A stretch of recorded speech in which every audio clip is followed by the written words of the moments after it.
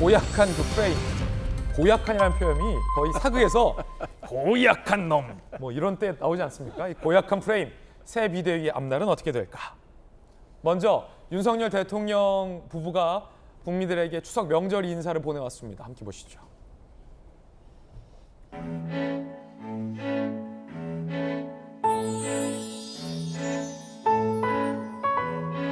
사랑하는 국민 여러분, 한가위입니다. 소중한 분들과 정을 나누며 따뜻한 시간을 보내고 계십니까? 태풍과 수해로 피해를 입은 분들께서 하루빨리 일상으로 돌아가실 수 있도록 최선을 다하겠습니다. 어려운 국민들의 목소리를 세심하게 듣고 그분들의 마음을 어루만지는 정부가 되겠습니다. 희망의 보름달을 품는 추석 연휴가 되시기 바랍니다. 감사합니다. 네, 윤석열 대통령 부부의 명절 인사 살펴봤습니다. 국내임 상황 짚어보죠. 권성동 원내대표가 사퇴를 했습니다. 그리고 이준석 전 대표는 또 가처분 신청을 했습니다. 함께 보시죠.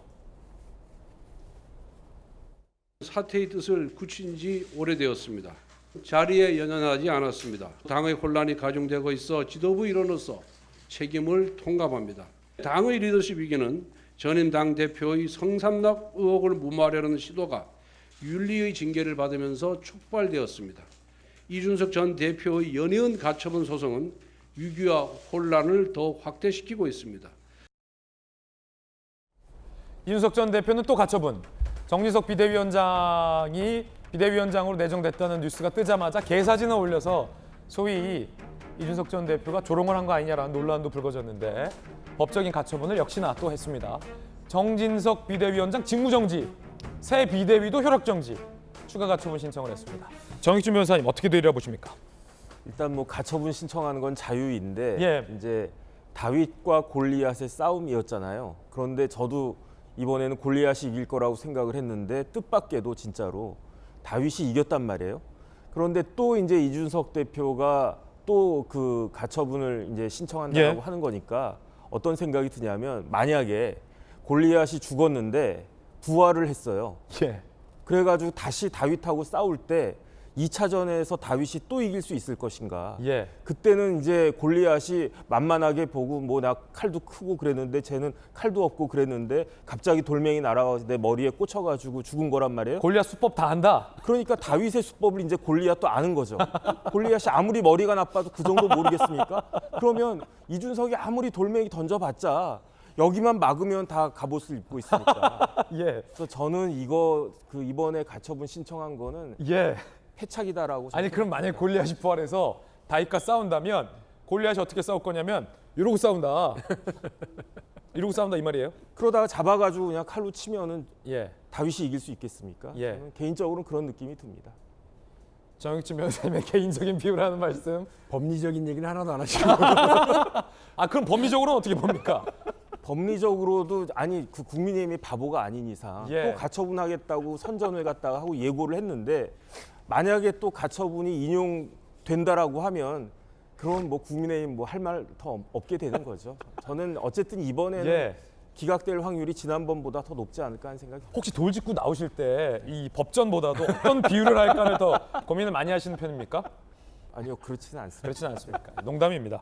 그런데 그럼 정진석 비대위원장의 반응은 뭘까요? 이준석 전 대표를 향해서 돌아올 수 없는 강을 건넜다라고 경고했습니다.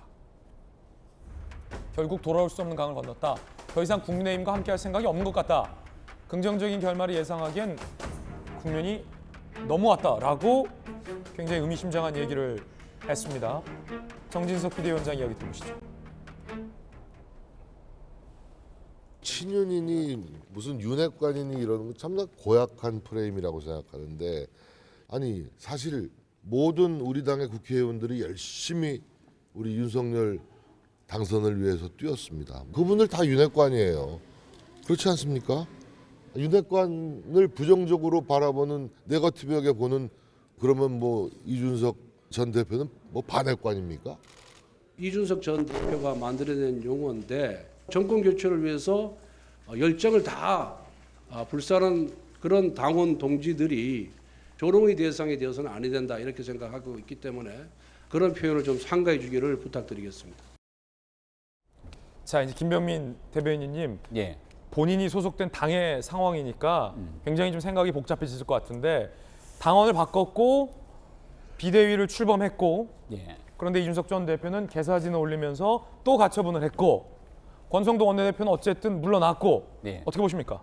만약 최악의 상황을 가정했다면 주호영 비상대책위원장이 그대로 다시 하고 그 비대위원들을 그대로 두고 권성동 원내대표가 당원 당규를 개정했지만 사퇴하지 않고 그러면서 이준석 전 대표가 가처분을 신청했을 때의 상황은 아마 국민의힘이 굉장히 최악이었을 상황이었을 겁니다.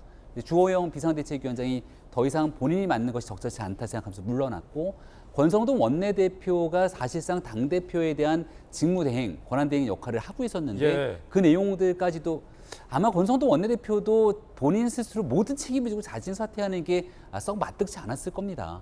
근데 권성동 원내대표도 임기가 남아있지만 스스로 지그다 물러내면서 모든 것들이 지금 국민의힘의 비상 상황임을 다시 규정하고 있고 그러면 지금 자기 자리에 남아있으려 하는 사람은 이준석 전 대표밖에 없다? 이준석 전 대표 그리고 김용태 전 최고위원 딱 이 한 사람만이 있는 상태에서 과연 당을 정상적으로 가져갈 수 있겠는가에 대한 판단에서는 국민의힘의 예. 상임 전국위원회 표결을 거쳐서 이 당원 당규까지 개정해 나가는 상태에 이르렀기 때문에 예. 아마 이 비상대책위원회 출범 이후 법원의 판단은 좀 다르게 나올 거라고 저는 생각을 하고요.